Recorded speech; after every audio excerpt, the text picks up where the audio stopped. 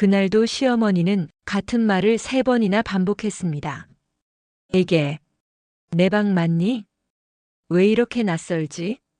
아이고, 머리가 잘 안 돌아가네.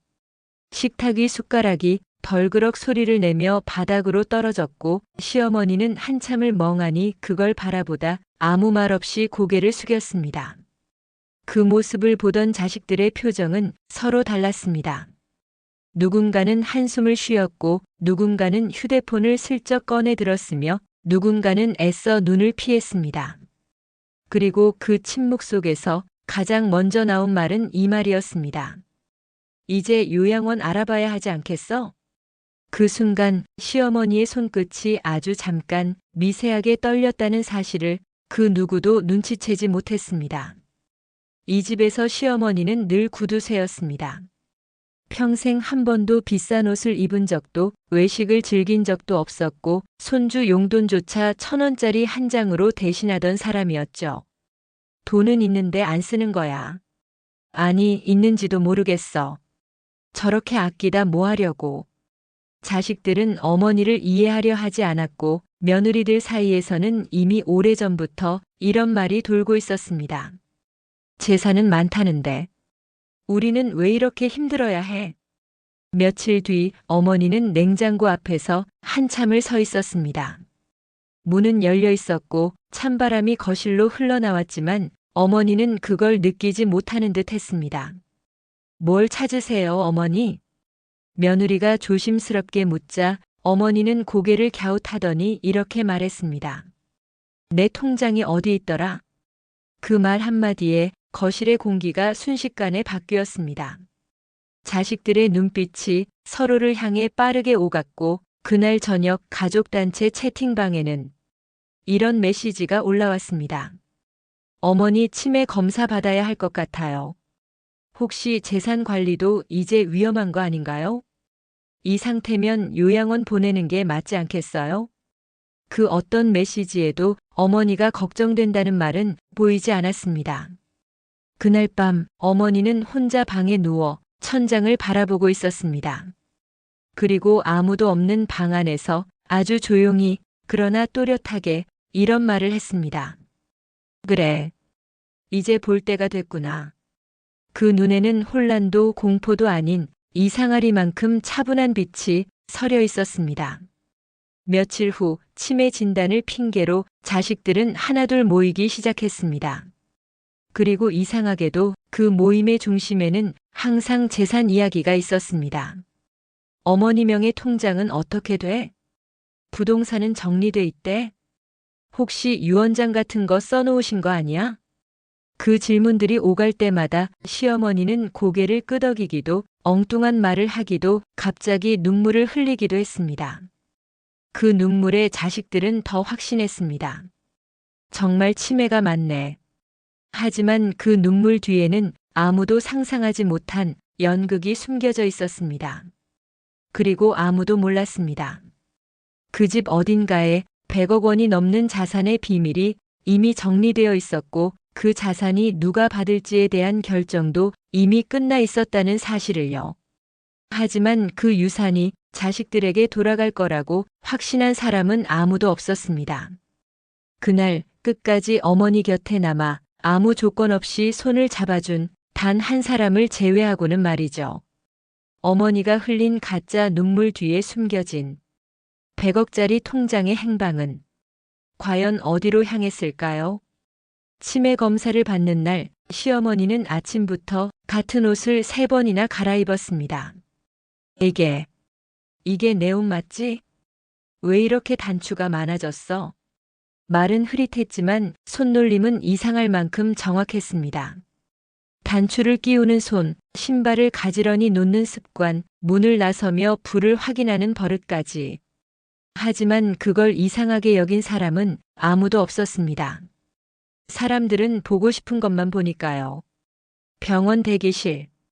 자식들은 어머니보다 의사실 문을 더 자주 바라봤습니다. 혹시 중증이면 바로 시설 알아봐야지. 지금 집에서 모시는 건 무리잖아. 그 말에 시어머니는 갑자기 며느리의 팔을 붙잡고 이렇게 말했습니다. 아가, 내가 여기 왜 왔는지 아니? 며느리는 잠시 말을 잃었습니다. 그 순간 어머니의 눈동자가 아주 잠깐 정신이 또렷해지는 것처럼 보였기 때문입니다. 하지만 그건 정말 찰나였습니다. 어머니는 다시 아이처럼 고개를 숙이며 말을 흐렸습니다. 아니다. 내가 또 헷갈렸구나. 검사 결과는 초기 치매 의심. 확정은 아니었지만 자식들에게는 그 한 줄이면 충분했습니다. 봐라, 내가 뭘 했어. 이제 더 심해지기 전에 정리해야지. 어머니도 힘들고 우리도 힘들고. 그날 저녁 어머니가 잠든 사이 거실에서는 작은 회의가 열렸습니다. 주제는 단 하나. 재산. 부동산이 몇 개라고 했지? 예전에 어머니 친구가 그러던데 현금도 꽤 있다던데? 통장 관리 이제 누가 할 거야? 그때 며느리가 조심스럽게 말했습니다. 어머니 아직 확정도 아닌데 조금 더 지켜보는 게. 그 말은 끝까지 가지 못했습니다. 당신은 가만히 있어. 이건 우리 가족 일이야. 그 순간 며느리는 깨달았습니다. 이 집에서 가족이라는 말은 혈연만을 뜻한다는 걸. 며칠 뒤부터 어머니의 연극은 조금씩 더 깊어졌습니다. 약을 2번 먹고 냄비를 불에 올려놓은 채 거실에서 멍하니 앉아있고 갑자기 화장실에서 길을 잃은 척 울기도 했습니다. 그럴 때마다 자식들은 이렇게 말했습니다. 봐봐, 점점 심해진다니까. 이러다 사고 나면 누가 책임져? 하지만 며느리는 이상한 점을 하나 발견했습니다. 어머니는 절대 같은 실수를 2번 반복하지 않았습니다. 하루는 며느리가 일부러 약 봉투 위치를 바꿔놓았습니다. 그리고 다음 날, 어머니 약 드셨어요? 어머니는 잠시 멍한 표정을 짓더니 천천히 말했습니다.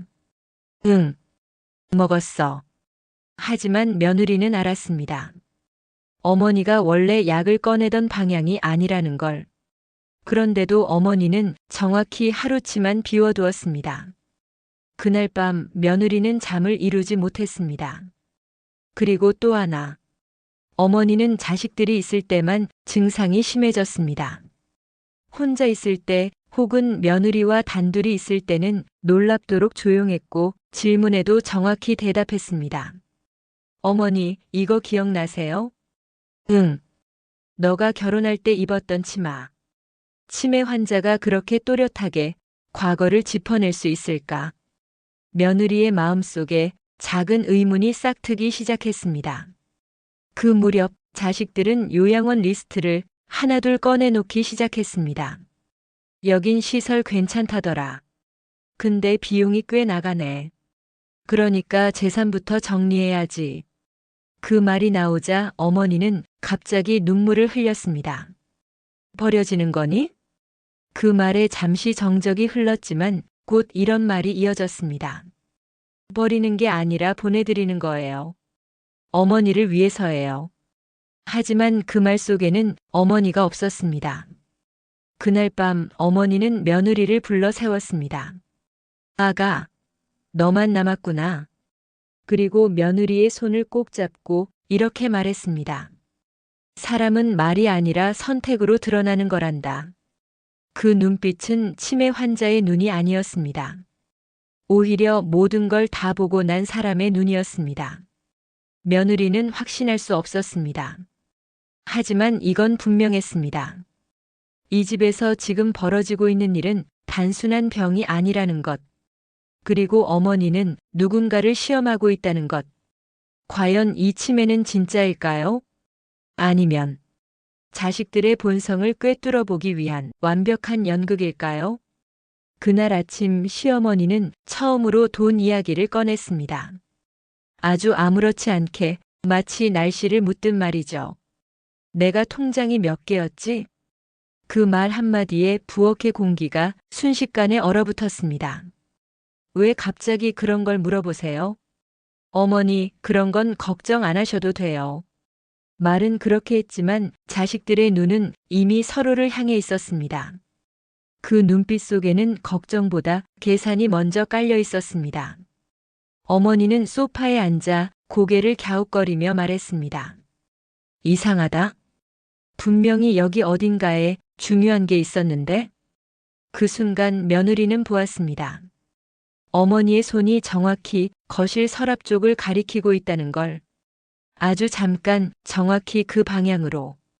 그날부터 집 안 분위기는 눈에 띄게 달라졌습니다. 자식들은 갑자기 친절해졌고 말투는 부드러워졌으며 어머니 방에 자주 드나들기 시작했습니다. 어머니, 이건 뭐예요? 예전에 쓰시던 수첩 같은데요? 이 서류는 왜 여기 있어요? 하지만 어머니는 늘 같은 대답만 했습니다. 글쎄, 기억이 안 난다. 그러면서도 하나만큼은 절대 잊지 않았습니다.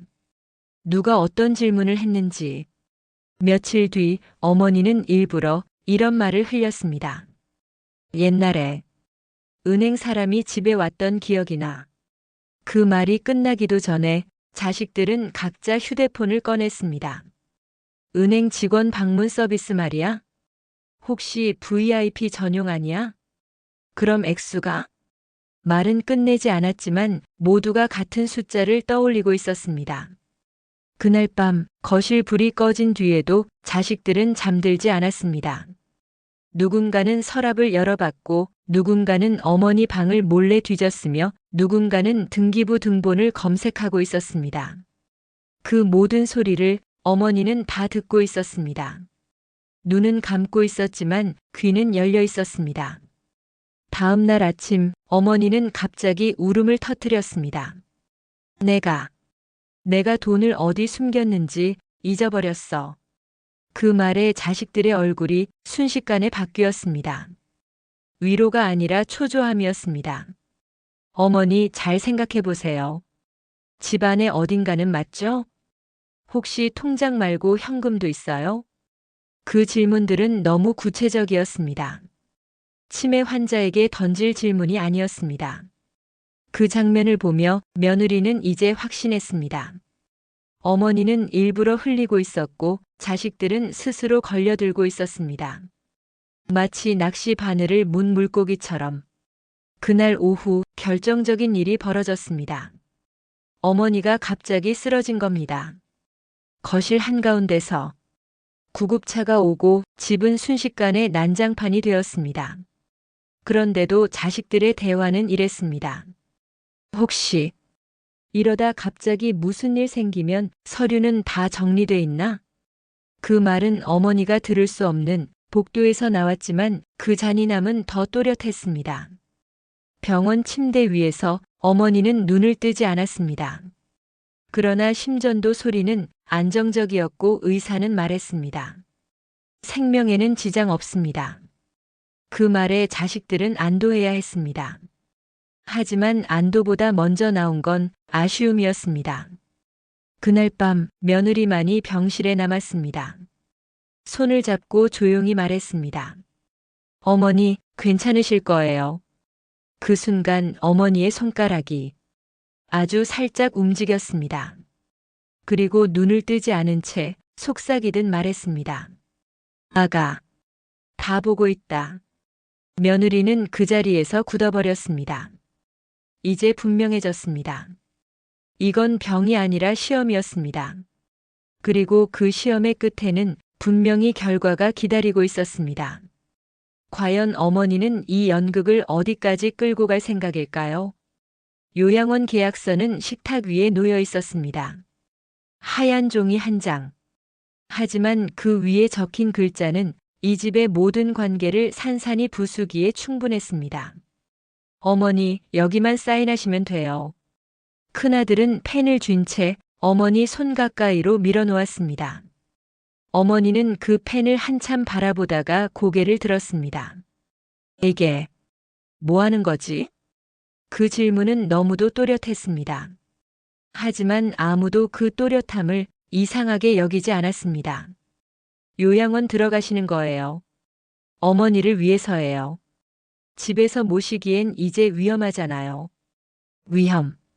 그 단어가 나오자 어머니는 조용히 웃었습니다. 그래. 위험하지.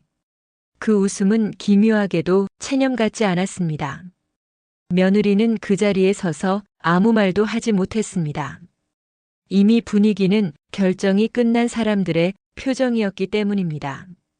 그 순간 어머니가 펜을 들었습니다. 그리고 사인을 하려는 듯 손을 움직이다가 갑자기 멈췄습니다. 근데 말이다. 모두의 시선이 어머니에게 쏠렸습니다. 내가 요양원에 들어가면 내 돈은 누가 관리하니? 그 질문 하나에 공기가 바뀌었습니다.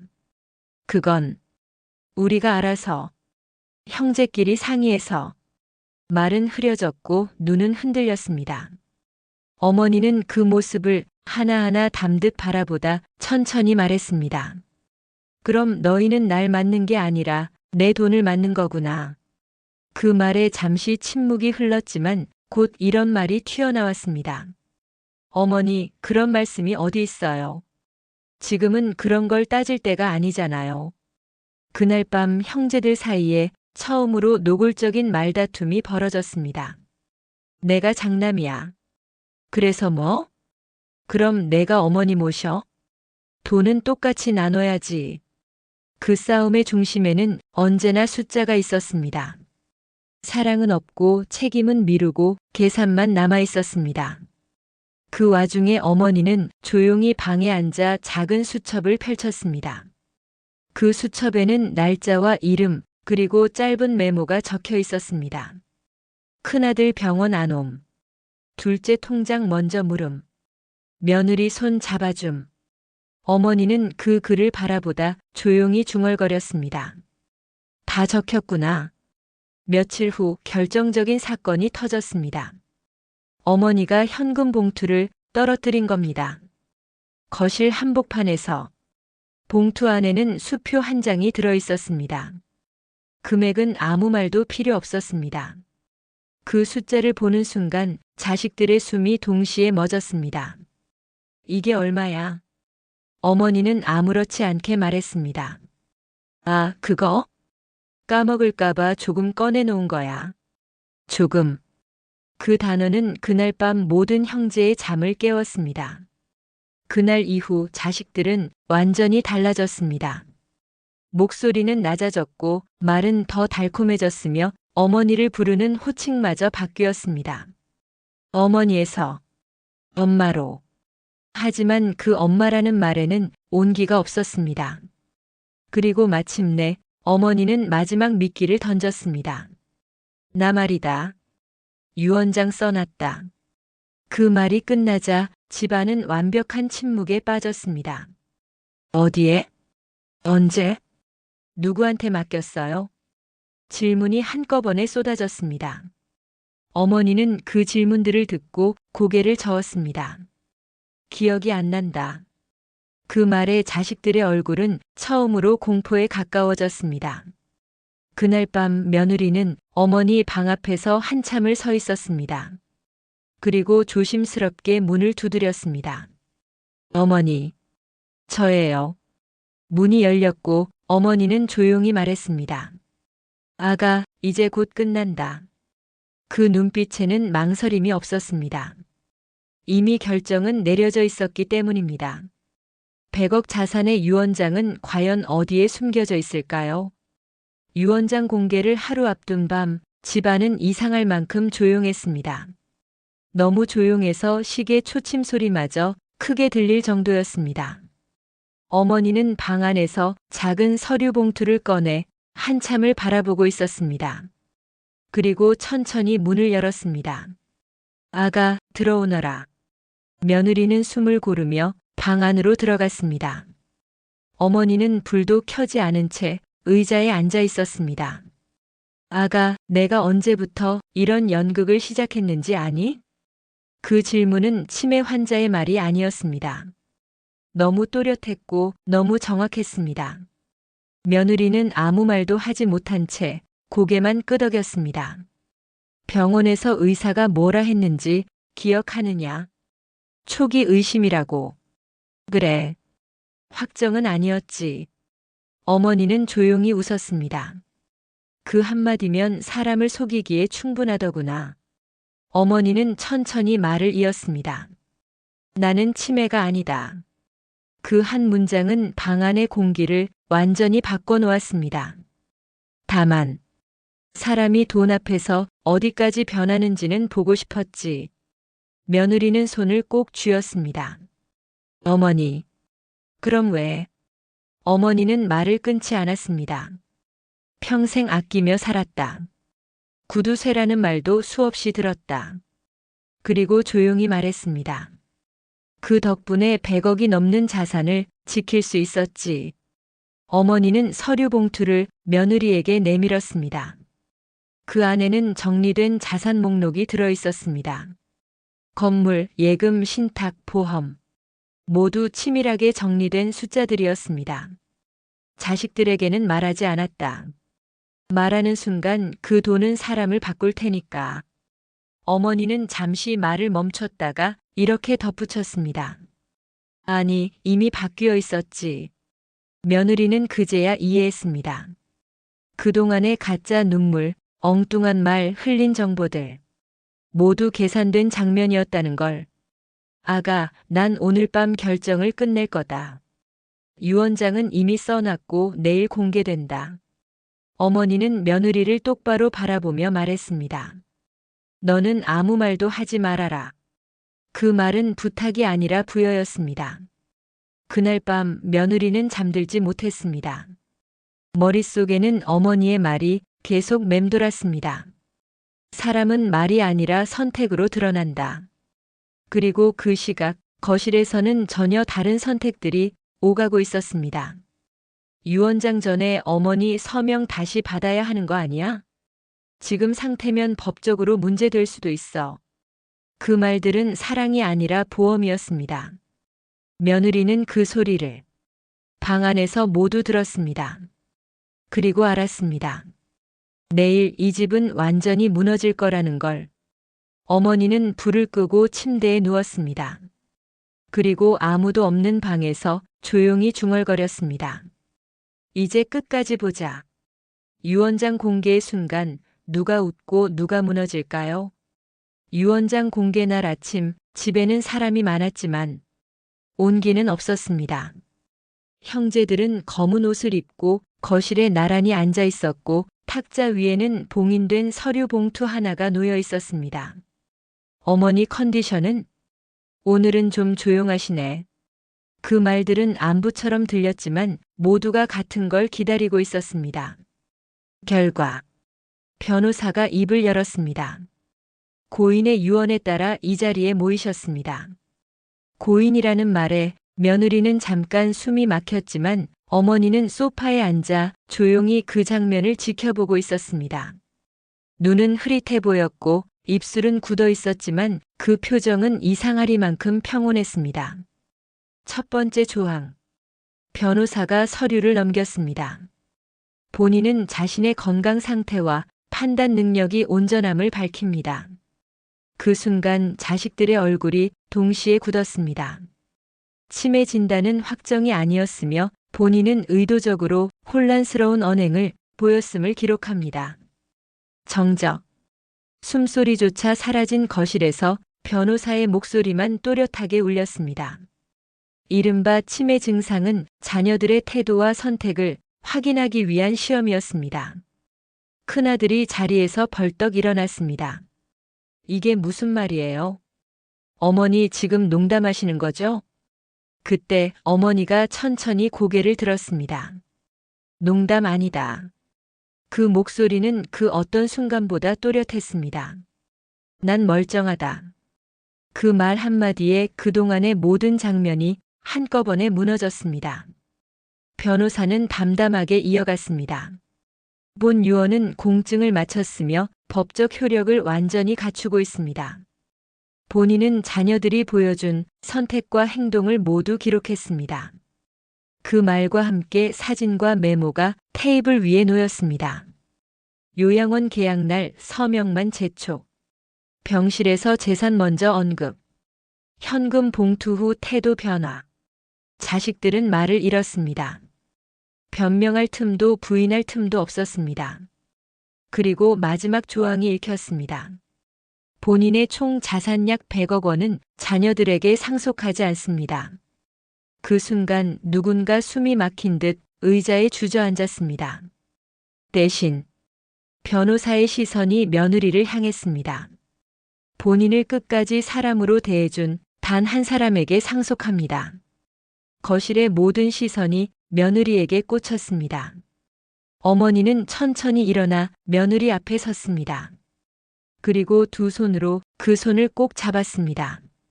아가, 난 내가 내 돈이 아니라 나를 봐줘서 고맙다.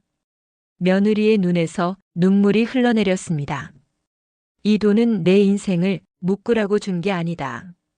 도망칠 수 있는 자유를 주는 거다. 그 말은 유산이 아니라 축복이었습니다. 자식들은 아무 말도 하지 못한 채 하나둘 자리를 떠났습니다. 남은 건 침묵과 무너진 계산뿐이었습니다. 며칠 뒤 어머니는 요양원이 아닌 작은 집으로 이사를 갔습니다. 연극은 끝났으니까. 그 말과 함께 환하게 웃었습니다. 마지막 날 어머니는 며느리에게 이렇게 말했습니다. 사람은 돈 앞에서 진짜 얼굴이 나온다. 그리고 진짜 가족은 끝까지 남는다. 어머니는 그 말을 남기고 편안히 눈을 감았습니다. 이번엔 연극이 아니었습니다. 그리고 며느리는 오늘도 그 말을 기억합니다. 가장 큰 유산은 돈이 아니라 사람을 알아보는 눈이었다는 것. 만약 당신이 이 자리에 있었다면 끝까지 누구의 손을 잡아줬을까요? 시니어 피셜이었습니다. 구독과 좋아요는 사랑입니다.